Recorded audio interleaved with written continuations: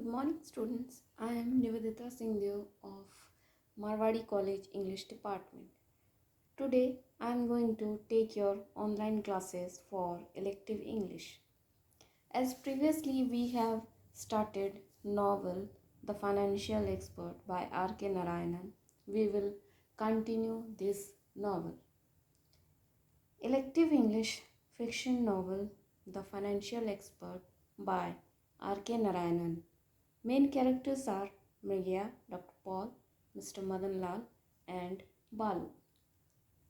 In previous video we have seen that how Mriga has become a financial wizard.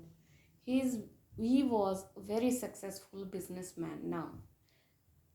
After he had succeeded in his business, he has full of monies. He used to collect from his office and go to his home with bags and tin boxes full of money that he counted whole night. Now we will see how the downfall started of Mriga. Due to overwork, Mriga lost his appetite and became weak.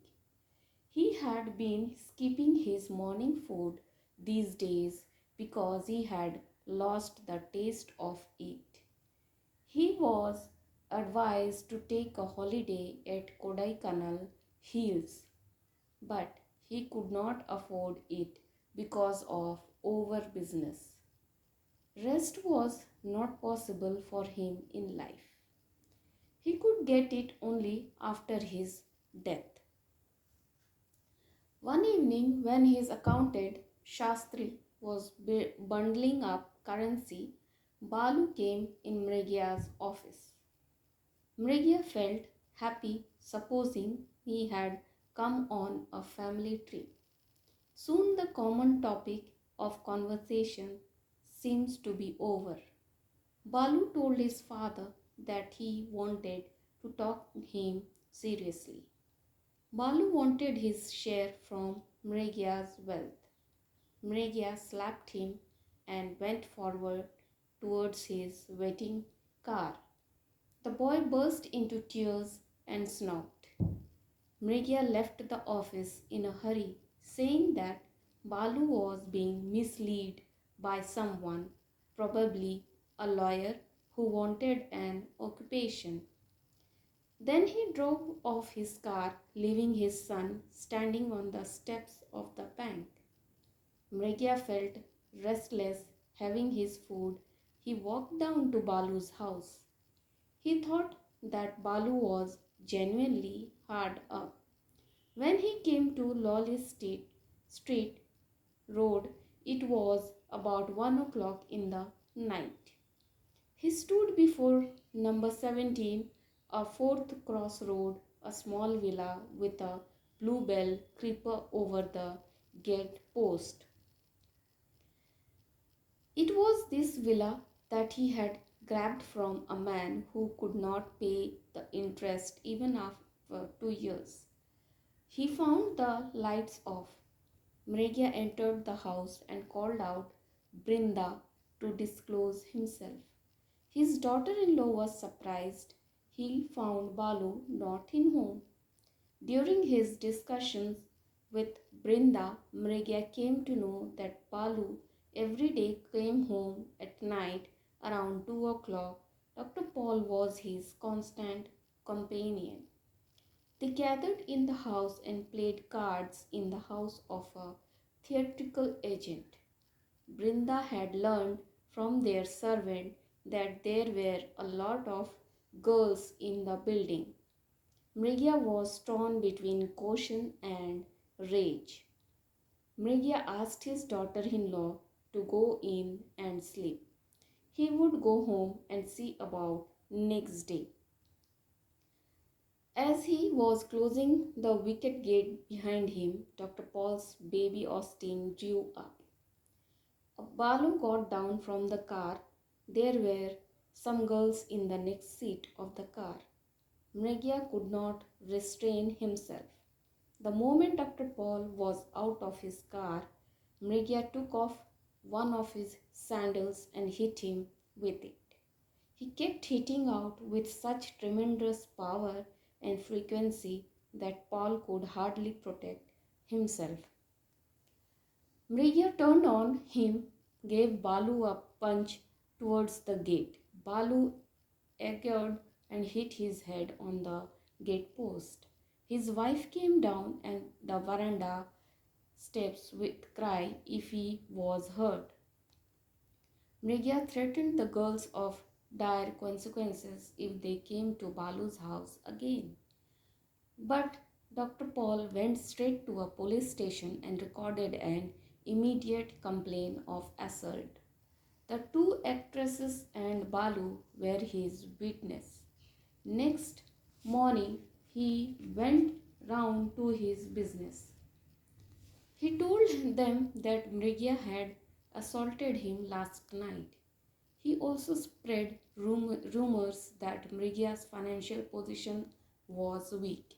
He had been paying his customers and depositors only interest and was not in position to return the principal capital.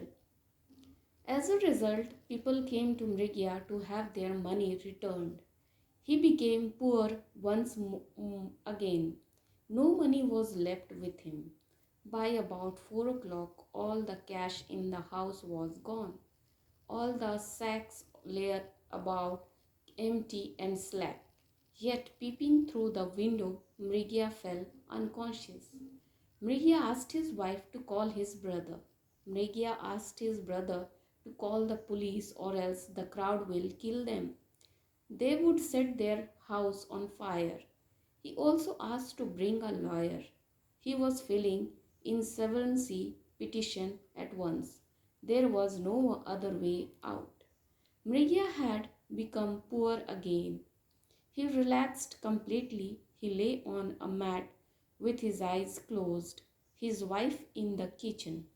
A carriage stopped outside and marched his son, followed by his wife, carrying the infant on her arm. They came to stay with him. Balu told his father that his house had been attached. Mrigia did not speak to him for a long time. A feeling of pity overcame Mrigia. Balu approached him and sat behind him. Mrigia put his arm around him. You see the box there? I have managed to get it out again. He pointed to the corner where his old Nobi trunk was kept. It was constant here are intact as left them years ago, a pen and ink bottle. You should go to the banyan tree in the front of the cooperative bank for work. The boy stood maintaining. He looked crushed. How can I go and sit there?